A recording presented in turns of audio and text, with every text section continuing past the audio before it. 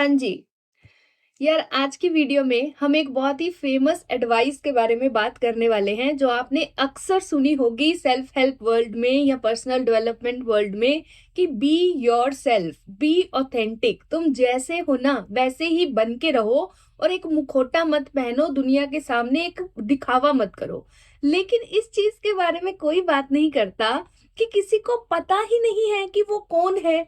जब तक आपको पता ही नहीं है कि आप कौन हो, आपको तो ये भी पता नहीं चलेगा कि आप पीपल प्लीज कर रहे हो। आपने एक मुखौटा पहना हुआ है, आपने एक मास्क पहना हुआ है। तो आज की वीडियो में हम हाउ के ऊपर बात करने वाले हैं, how to find your authentic self and then being that self. तो आज की वीडियो में मैं 10 ऐसे टिप्स आपको, प्रैक्टिकल टिप्स आपको बताने वाली हूँ, जिसको अगर आप वन बाय वन एक्सप्लोर करोगे, अपनी जिंदगी में थोड़ा थोड़ा उतारोगे, तो आप अपने ऑथेंटिक सेल्फ को और जान पाओगे, आप अपने ऑथेंटिक सेल्फ के थोड़े से नजदीक और आ पाओगे। तो सबसे पहली टिप है, find out your core personality.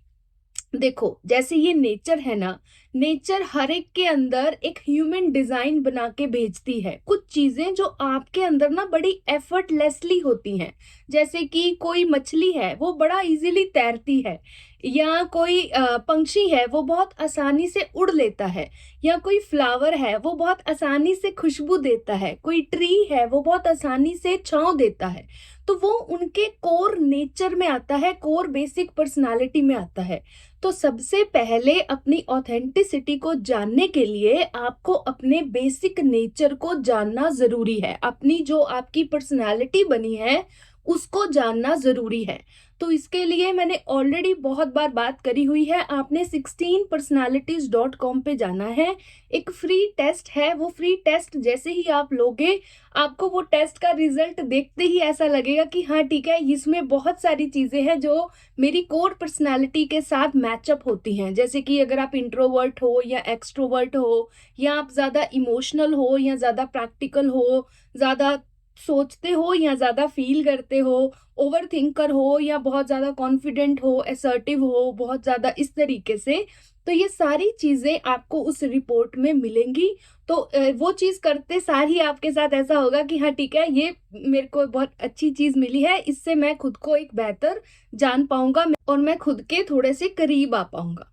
Number 2, find out your talent. वही बात आ गई कि आपको ना जिंदगी ने, इस नेचर ने कोई गिफ्ट दिया है। वो गिफ्ट कुछ भी हो सकता है, सटल से सटल कोई भी चीज हो सकती है, लेकिन आपने चीजों को एक्सप्लोर करना है। आपने ना बहुत सारी चीजें करके देखनी है, जिससे कि आपको पता चलेगा कि आप बहुत सारी चीजों में से कौन सी ऐसी चीज है जो एफर्टलेसली कर सकते हो। और इसमें एक चीज ऐसी डालना कि कोई ऐसी चीज जिसके लिए ना आपको बहुत ज्यादा अप्रिसिएशन मिले बाहर से, कि वाह यार तुमने ये चीज बड़ी अच्छी करी। फॉर एग्जाम्पल मेरे केस में है पब्लिक स्पीकिंग, जो बात कर पाती हूँ या मैं खुद को एक्सप्लेन कर पाती हूँ, वो मैं बड़े अच्छे से कर पाती हूँ। और जब मैंने इस चीज को थोड़ा थोड़ा पीछे जाके देखा ना, अपनी चाइल्डहुड में भी जाके देखा या स्कूल टाइमिंग्स में भी देखा, तो मेरे को बहुत ज्यादा इस पर्टिकुलर चीज के लिए अप्रिसिएशन मिलती थी मेरे टीचर्स से, या कोई भी प्रोजेक्ट में कोई जज आते थे या कोई भी इस तरीके का कुछ भी होता था, तो मुझे वो इस चीज के लिए बहुत ज्यादा अप्रिशिएट करते थे कि जो तुम्हारा काम है ना, जो तुम दिखा रहे हो, वो तो बहुत बेसिक है, उसमें तो ऐसी कोई बड़ी एक्स्ट्रा ऑर्डिनरी बात नहीं है, लेकिन जिस तरीके से तुम एक्सप्लेन कर रहे हो, जिस तरीके से तुम अपने वर्ड्स को चूज कर रहे हो, वो बड़ा एक्स्ट्रा ऑर्डिनरी है। तो ये चीज आपने फाइंड आउट करनी है, अपने टैलेंट को फाइंड आउट करना है। आपने खुद से सवाल पूछना है कि ऐसी कौन सी चीजें हैं जिसके लिए मुझे अपनी लाइफ में थ्रू आउट ही अप्रिसिएशन मिलती जा रही है, या अगर मैं कोई चीज नई ट्राई कर रहा हूँ तो कोई ऐसी चीज जिसको करने में मेरे को बड़ा मजा आ रहा है, कि मैं बहुत एक्सपैंड हो रहा हूँ, खुशी मिल रही है, जॉय मिल रहा है। इसमें ना एक चीज ऐड करना कि कोई ऐसी चीज जिसको करते हुए ही आपको बहुत ज्यादा मजा आ रहा है, जिसको कि कंप्लीट एक्शन बोलते हैं, कि कोई ऐसा एक्शन, कोई ऐसी एक्टिविटी जिसको आपने किया और करते सार आपको उससे इतना जॉय मिला कि वो जॉय ही उस एक्टिविटी का रिजल्ट बन गया, वो जॉय ही उस एक्टिविटी की आउटकम बन गई। तो ऐसा कुछ आपने अपनी जिंदगी में फाइंड आउट करना है। वो है आपका नेचुरल टैलेंट, वो है आपकी नेचुरल स्किल। तो ये है, आपने नंबर 2 काम करना है। अब है नंबर 3, जो भी चीज आपने अपनी कोर पर्सनालिटी से फाइंड आउट करी और जो भी अगर आपने अपना टैलेंट फाइंड आउट करा, अब नंबर 3 पे हमने क्या करना है कि जो हमारा करियर है, क्योंकि जो आपकी लाइफ का एक बहुत बिगर चंक है वो आता है आपके करियर से। जैसे दो चीजों से आता है ना कि आप अपनी आधी जिंदगी गुजारते हो अपने काम पे और बाकी आधी जिंदगी गुजारते हो अपने रिलेशनशिप में, अपने घर में। तो आपको ये दोनों चीजें बड़े अच्छे से चूज करनी होती है कि आप अपना करियर कौन सा चूज करोगे और आप अपने लिए एक लाइफ पार्टनर कैसा चूज करोगे। तो जो नंबर 3 है इसमें हम हमेशा गलती कर जाते हैं, इसमें हम हमेशा इस तरीके से करियर चूज करते हैं जिससे कि हमें बहुत पैसा मिले, जिससे कि हमारी सोसाइटी में रेप्यूटेशन बड़ी अच्छी बन जाए, जिससे कि हमारा सोशल स्टेटस बड़ा अच्छा बन जाए। लेकिन जब हम एक डीप में जाते हैं, खुद के साथ बैठे होते हैं, अगर हम बहुत बड़े बड़े सक्सेसफुल लोगों से मिले या अगर आप बहुत सक्सेस हासिल आपने कर भी ली, लेकिन जब हम अकेले में बैठते हैं तो फिर वो खालीपन हमें नजर आता है, तो फिर वो हम उससे फिर भागते हैं।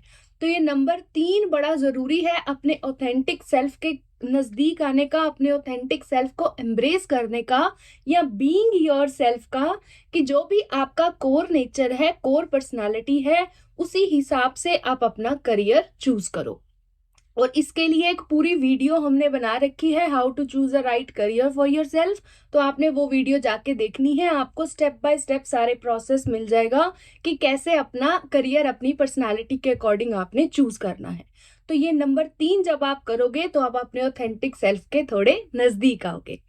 अब है नंबर 4, फिजिकल हेल्थ। तो नॉर्मली हमारे साथ पता क्या होता है कि जब भी हम लेजी होते हैं या अपने हेल्थ पे काम नहीं करते, तो लॉट ऑफ टाइम्स हमारे माइंड में ना ये चलता है कि जैसे एक जो बाहर बनी हुई है कि किस तरीके की एक्सरसाइज करनी है, सिर्फ रनिंग ही करनी है या सिर्फ जिम में जाके डंबल ही उठाने हैं, या अगर आपने फ्लेक्सिबिलिटी पे काम करना है तो योगा ही करना है।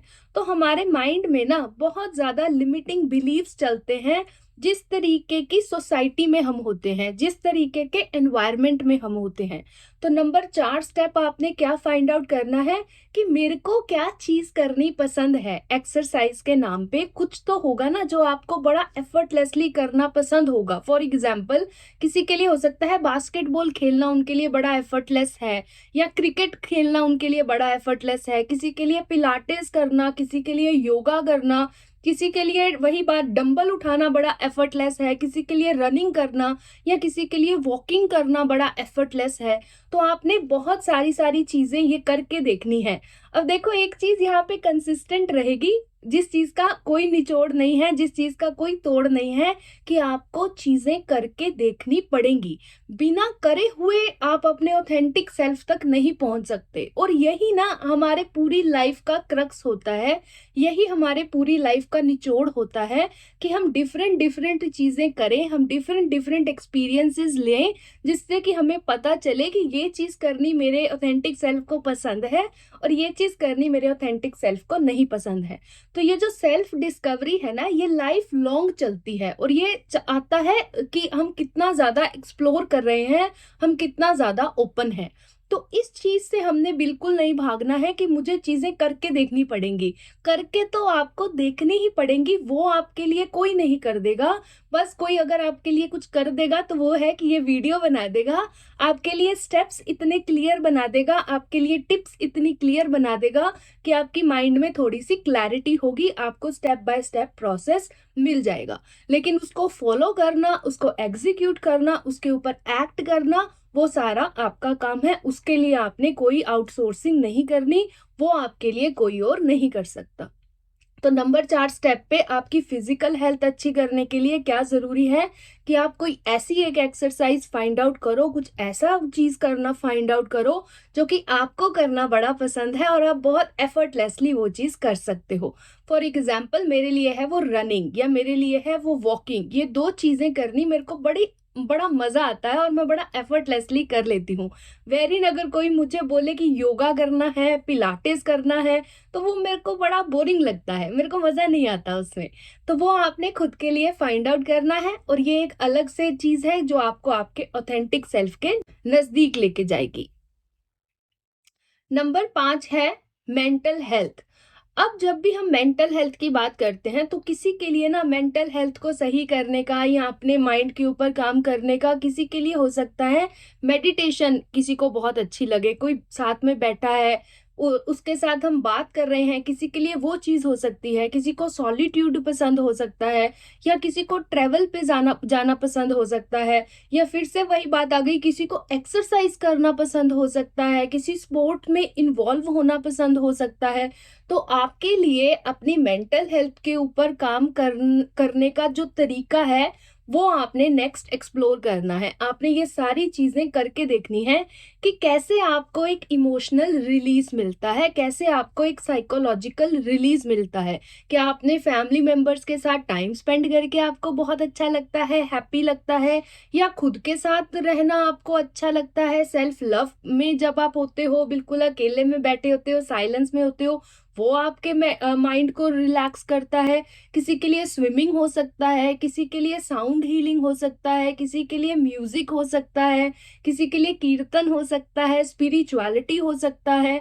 तो नेक्स्ट स्टेप में आपने क्या फाइंड आउट करना है कि मेरे माइंड के लिए मुझे कौन सी चीजें करनी पसंद है, वो आपने एक्सप्लोर करना है और वहां से आपने अपने ऑथेंटिक सेल्फ की डिस्कवरी करनी है। तो ये नंबर 5 आपने करना है। नंबर 6 है क्लोथिंग स्टाइल, फैशन स्टाइल।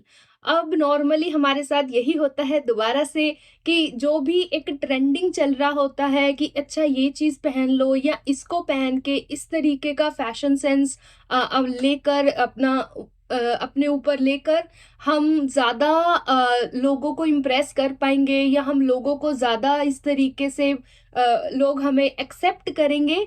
तो वो चीज करने की बजाय हमने क्या करना है, हमने डिफरेंट डिफरेंट, वही दोबारा से बात आ गई, चीजें ट्राई करनी है।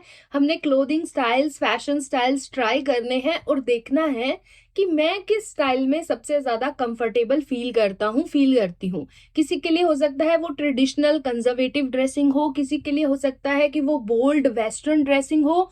तो बिना इस चीज की परवाह करे कि लोग आपके बारे में क्या सोचेंगे या लोग आपके बारे में कैसी ओपिनियंस और आपके बारे में कैसी जजमेंट्स बनाएंगे, आपने फुली खुद के वो फैशन स्टाइल को एम्ब्रेस करना है।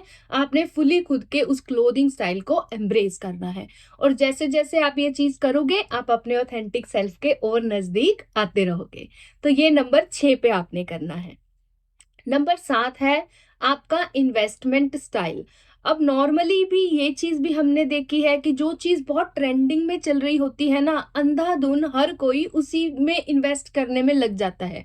लेकिन हमने ना ये चीज देखनी है कि जो हमारा मनी के साथ रिलेशनशिप होता है ना, वो बहुत ज्यादा इन्फ्लुएंस्ड होता है जो हमारी पास्ट कंडीशनिंग होती है, जो हमारी चाइल्डहुड कंडीशनिंग होती है।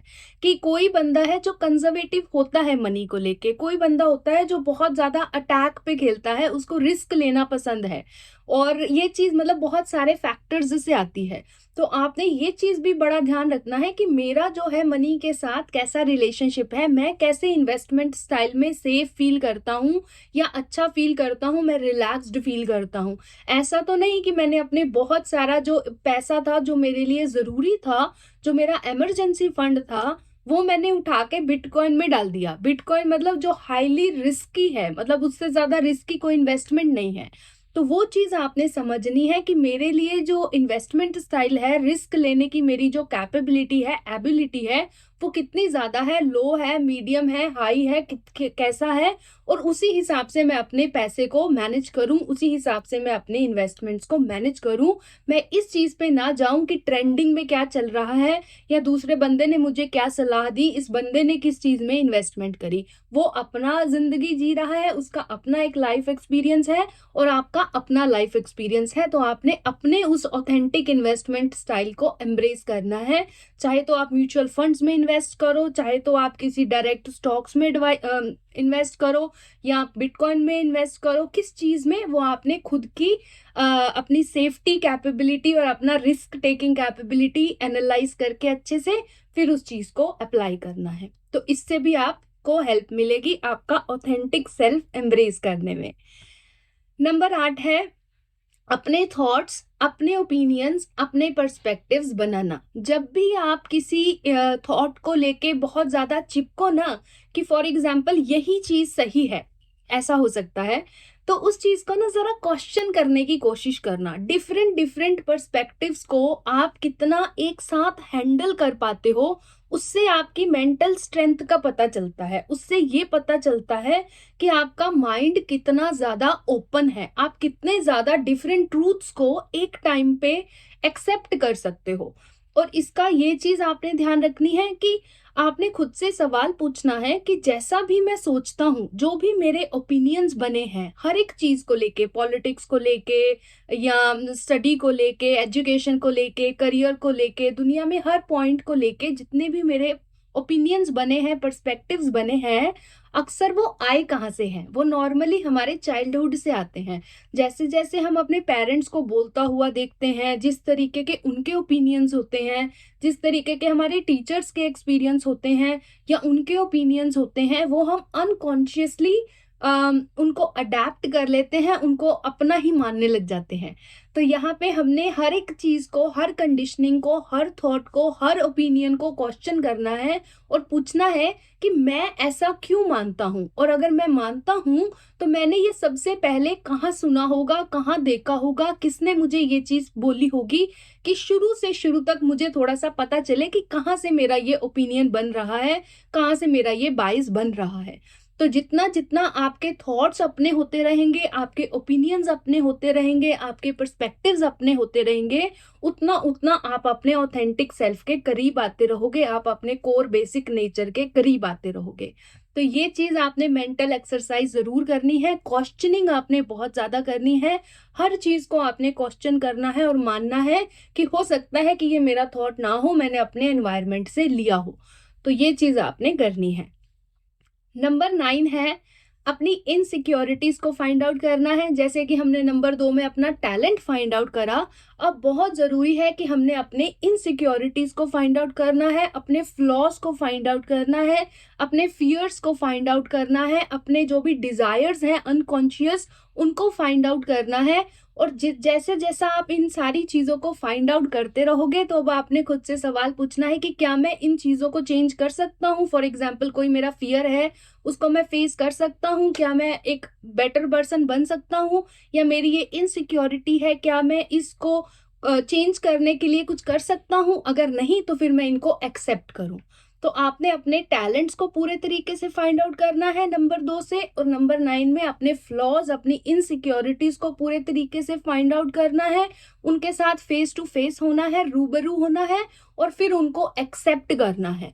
जब आप अपने टैलेंट्स को और अपने फ्लॉज को दोनों को एक्सेप्ट करोगे, तो आप अपने फुल्ली अपने ऑथेंटिक सेल्फ को एम्ब्रेस कर पाओगे, और फिर आप दुनिया में जा पाओगे और दुनिया को बोल पाओगे कि हाँ, ये मेरे में कुछ अच्छी चीजें हैं, मेरे टैलेंट्स हैं, ये मेरे में कुछ बुरी चीजें हैं, मेरी इनसिक्योरिटीज हैं, मेरे फ्लॉज हैं। हाँ, मैं इन पे काम कर रहा हूँ अगर करने की जरूरत है, नहीं तो रिसेंटली, अभी करंटली प्रेजेंट में मैंने इनको फुल्ली अपना एक्सेप्ट कर लिया है। तो ये मैं हूं, अब तुमको पसंद आता है तो ठीक है, नहीं आता है तो ठीक है।